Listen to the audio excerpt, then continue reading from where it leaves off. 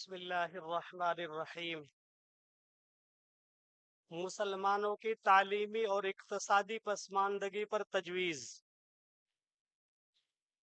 مختلف اقتصادی سروے اور کمیشنوں پر سچر کمیٹی، رنگناتھ مشرا کمیشن وغیرہ کی رپورٹوں سے یہ امر ثابت شدہ ہے کہ مسلمان تعلیمی و اقتصادی طور پر سب سے پسماندہ اور کمزور اور دلتوں سے بھی ایک درجہ نیچے ہیں۔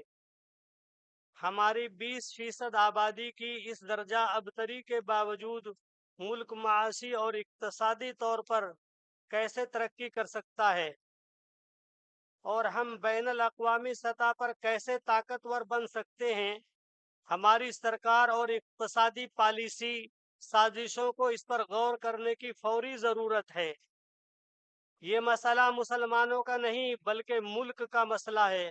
خدارا تعصب کی اینک اتار کر ملکی مفاد کے نظریے سے اس مسئلے پر غور کیجیے۔ گو کہ مسلمان تعلیمی اور اقتصادی طور پر پسماندہ ضرور ہیں، لیکن ملکی معیشت، اقتصادی پیداوار اور آمدنی، خاص کر غیر ملکی کرنسی کی کمائی میں ان کا حصہ ان کی آبادی کے اعتبار سے دوسری قوموں کے مقابلے میں کسی طرح بھی کم نہیں ہے۔ حالانکہ تعصب کے باعث انہیں کسب معاش کے ذریعے سے ناکارہ ثابت کرنے کی عام طور پر کوشش کی جاتی ہے۔ اقتصادی رپورٹ کے مطابق ہندوستان صرف مشرق وسطیٰ سے تقریباً $6 بلین غیر ملکی کرنسی ہر ماہ حاصل کرتا ہے۔ اس میں 70% سے زیادہ غریب مزدوروں کے خون پسینے کی کمائی ہے، اور اس میں مسلمانوں کی اکثریت سے انکار نہیں کیا جا سکتا۔ نیز داخلی طور پر دستکار، صنعت کار اور مزدور پیشہ میں مسلمانوں کی بڑی تعداد صنعتی پیداوار میں بنیادی کردار ادا کرتی ہے۔ اس کے باوجود اقتصادی پالیسی میں ان کو سال بسال نظر انداز کیا جاتا جا رہا ہے۔ اس کے علاوہ جو بھی سرکاری اسکیمیں مسلمانوں کو شامل کرتی ہیں، ان کو فائدہ کچھ تو لا علمی کے باعث اور کچھ افسران کے تعصب کے باعث مسلمانوں کو نہیں پہنچ پاتا۔ جمعیت علماء ہند کا یہ اجلاس عام سرکار اور اقتصادی پالیسی سازشوں سے مطالبہ کرتا ہے کہ آئندہ اقتصادی پالیسی یا بجٹ میں ملکی مفاد کو فوقیت دیتے ہوئے اقلیتوں اور دلتوں اور مسلمانوں کے لیے مناسب حصہ مقرر کرے تاکہ ملک متوازن ترقی کر سکے۔ اس کے ساتھ کچھ مخصوص صنعتیں اور علاقے جن میں روایتی طور پر مسلمانوں سے عرصے سے سرگرم عمل رہے ہیں، جیسا کہ کانپور میں چمڑے کی صنعت، علی گڑھ میں تالے کی صنعت، مراد آباد میں پیتل کی صنعت، بنارس اور مشرقی یو پی میں بنکاری کی صنعت، مرزا پور میں قالین کی صنعت، بھاگلپور میں ریشم کی صنعت، چنائی میں کپڑے اور چمڑے کی صنعت، ان صنعتوں اور علاقوں کے مختلف سطح پر تعصب کا نشانہ بنایا جا رہا ہے۔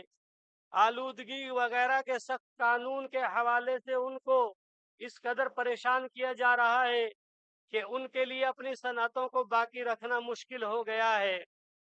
سچ تو یہ ہے کہ انسپکٹر راج سے جیسے بڑے مشکل سے ختم کیا گیا تھا، وہ دوبارہ واپس آ گیا ہے اور صنعت کار افسران کے جبر اور استحصال شکار بن رہے ہیں۔ جی ایس ٹی کے معیشت پر منفی اثرات اپنی جگہ ہیں، جس کا اثر پورے ملک کی معیشت اور صنعت پر پڑ رہا ہے۔ اسی کے ساتھ ہم مسلمانوں سے بھی اپیل کرتے ہیں کہ وہ اپنے نوجوانوں کو زیادہ سے زیادہ کاروباری ٹریننگ دے کر نوکری اور ملازمت کے بجائے اپنے پیروں پر کھڑا کرنے کی کوشش کریں، تاکہ وہ نہ صرف اپنے لیے کارآمد ہوں بلکہ ملک کو درپیش بے روزگاری کے چیلنج کو کم کرتے ہوئے دوسرے لوگوں کو ملازمت دینے کا ذریعہ بنے۔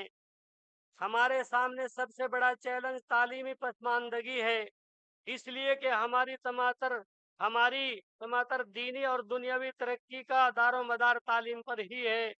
دار و مدار مسلمانوں کو چاہیے کہ وہ اپنے بچوں کو تعلیم کو اولیت دیں، खा उसके लिए अपने मसारिफ में कटौती करनी पड़े।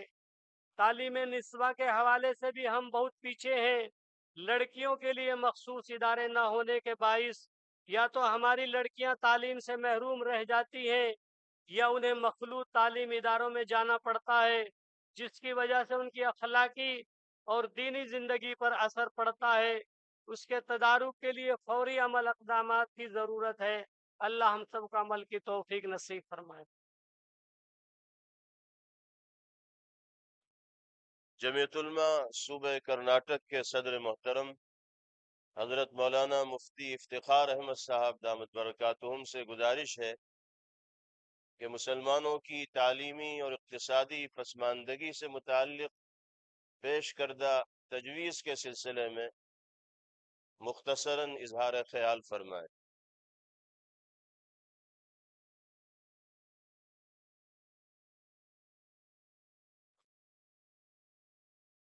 बिस्मिल्लाहिर्रहमानिर्रहीम। क़ाल अल्लाहु तबारक व तआला फ़ी कलामिहिल मजीद इक़रा बिस्मि रब्बिकल्लज़ी ख़लक़ सदक़ल्लाहुल अज़ीम। मोहतरम हाज़िरीन, जो अभी तजवीज़ पेश की गई मुसलमानों की तालीमी पसमानदगी और इक़्तिसादी पसमानदगी, दो मसाइल पर मुश्तमिल ये तजवीज़ थी। दोनों में मुसलमान पीछे है और एक मंसूबाबंद तरीके पर उन्हें पीछे रखने की मुस्तकिल कोशिश की जा रही है और दोनों मैदानों में मुसलमानों को आगे बढ़ने से मुस्तकिल पीछे रखने के मंसूबे अमल दरामद किए जा रहे हैं। एक तो उनकी अपनी कारिस्तानी है, उनके मंसूबे हैं कि मुसलमानों को पीछे रखा जाए।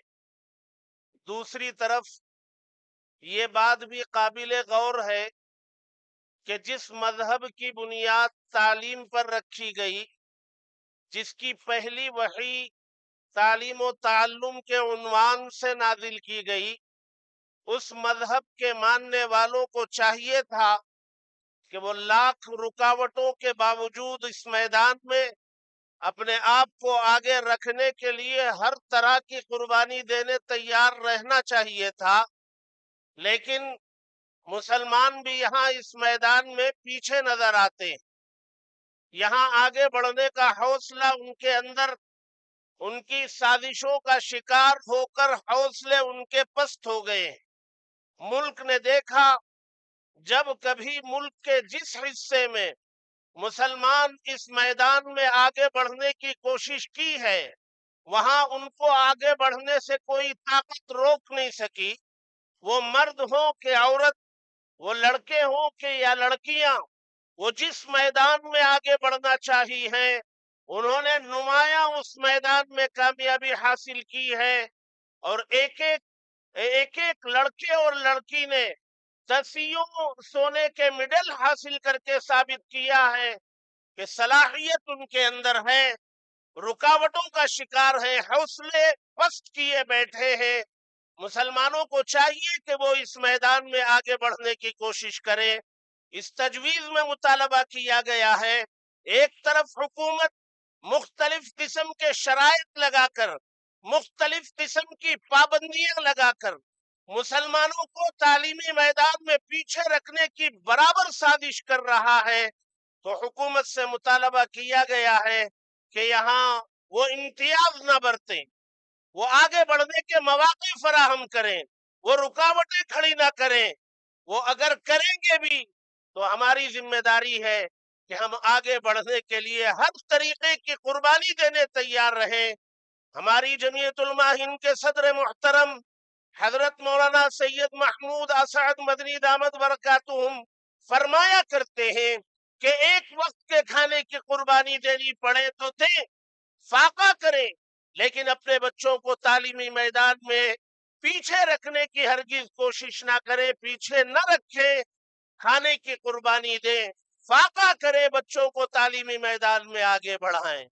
यकीनन یہ عصری علوم و فنون اس دنیا کی ضرورت ہے، اور اس میدان میں آگے بڑھے بغیر ملک کی ترقی میں ہم رول ادا نہیں کر سکتے ہیں۔ جائیں گے اس میدان میں، ہر فن اور ہر تعلیم کے میدان میں آگے جائیں گے، لیکن اس پہلی وحی میں بتائی گئی شرط کو اپنے سامنے رکھیں گے، بسم ربک، اس میں رب کی معرفت کو ساتھ رکھ کر اپنے بچوں کو جو پہلے تجویز پیش کی گئی دینی تعلیمی بورڈ کے تحت کہ مذہبی تعلیم، ایمان کی عظمت، رب کی معرفت، وہ ان کے دلوں میں بٹھا کر عصری علوم کے میدان میں مسلمانوں بچوں اور بچیوں کو آگے بڑھانا ہماری ذمہ داری ہے۔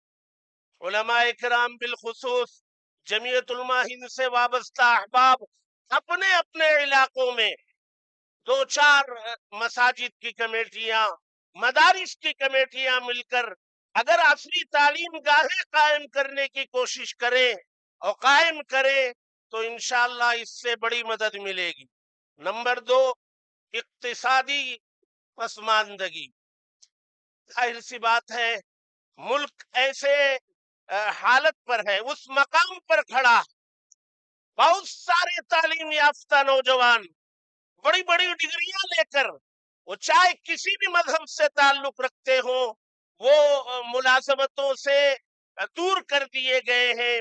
مستقل ملازمت اس ملک کا ایک مسئلہ بنا ہوا جی، یہ مسلمان بھی اس کا شکار ہے۔ تعلیم یافتہ کسی بھی بہت بڑی لاکھوں کی تعداد میں اس وقت نوجوان بے روزگار ہیں۔ ان حالات میں مسلمانوں کی کچھ تجارتیں کچھ صوبوں میں علاقوں میں ان کے ساتھ مخصوص تھیں اور ہیں، جیسا کہ تجویز میں ذکر کیا گیا۔ ان تجارتوں کے لیے بھی مسائل کھڑے کیے جا رہے ہیں، پریشانیاں کھڑی کی جا رہی ہیں۔ ایک طرف جی ایس ٹی اور انکم ٹیکس وغیرہ کے مسائل، دوسری طرف پلیوشن کے مسائل، تیسری طرف قوانین کی گرفت، یہ ساری چیزیں لا کر کے اقتصادی طور پر بھی مسلمانوں کو کہیں نہ کہیں پیچھے رکھنے کی پوری کوشش ہو رہی ہے۔ تعلیمی میدان میں آگے بڑھا کر نوکریوں اور ملازمتوں سے دور رکھ کر اپنے بچوں کو تجارت اور صنعت و حرفت کے میدان میں ٹریننگ دے کر آگے بڑھائیں اور وہ اپنی کمپنیاں قائم کریں اور وہ اپنی تجارتیں شروع کریں۔ وہ ملازمت حاصل کرنے کی بجائے بیسیوں کو ملازمت دینے والے بنے تو اس سے مسلمان بھی اپنی پسماندگی دور کر سکیں گے، ملک کی ترقی میں بھی ان کی نمایاں خدمات ہوں گی۔